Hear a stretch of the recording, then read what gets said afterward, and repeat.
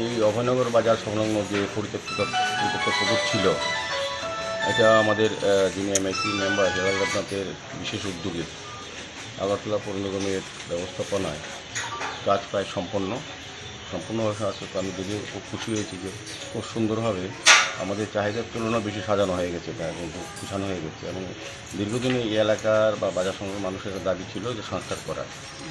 আগরতলা শহরে আমাদের আগরতলা পৌর নিগম দায়িত্ব নেওয়ার পর আগরতলা শহরে বাংলাদেশ সরকার আসার পর সমস্ত এই ধরনের পরিত্যক্ত পুকুরগুলি সংস্কার করে সৌন্দর্যায়ন করে আলোর ব্যবস্থা করে মানুষকে ব্যবহারযোগ্য করে দেওয়া হয়, যাতে বাঙালির সামাজিক অবস্থা করতে পারে এবং এটা ব্যবহার করতে তার প্রয়োজন করতেছি।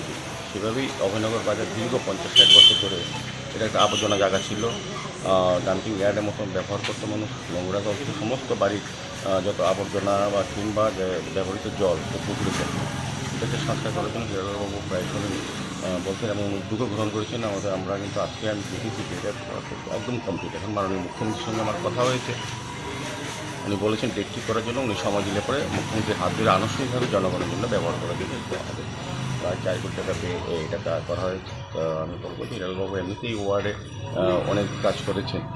আমাদের প্রতিটি ওয়ার্ডে কয়েকটা কাজ করেন। আগরতলা মিউনিসিপ্যাল কর্পোরেশনের পক্ষ থেকে আমরা আগরতলাকে নতুনভাবে সাজানোর চেষ্টা করছি। তার অঙ্গ হিসাবে বিভিন্ন পরিত্যক্ত পুকুর, পার্ক এবং ওপেনিং করা, রাস্তা নিকাশি ব্যবস্থা, আলোর ব্যবস্থা করার চেষ্টা আমরা করছি।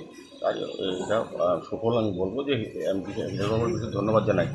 উনি একটা পরিত্যক্ত পুকুরকে এত সুন্দর করেছেন, মানে অবাক লাগে। এই জায়গাটা একদম পরিবর্তন হয়ে গেছে এবং পরিবেশটা খুব সুন্দর হয়ে গেছে। এখন পরিবেশ দূষণ হতো, এখন কিন্তু নির্মল পরিবেশ সুন্দর এবং এত বেশি গাছ লাগানো হয়েছে আমি কোথাও দেখিনি।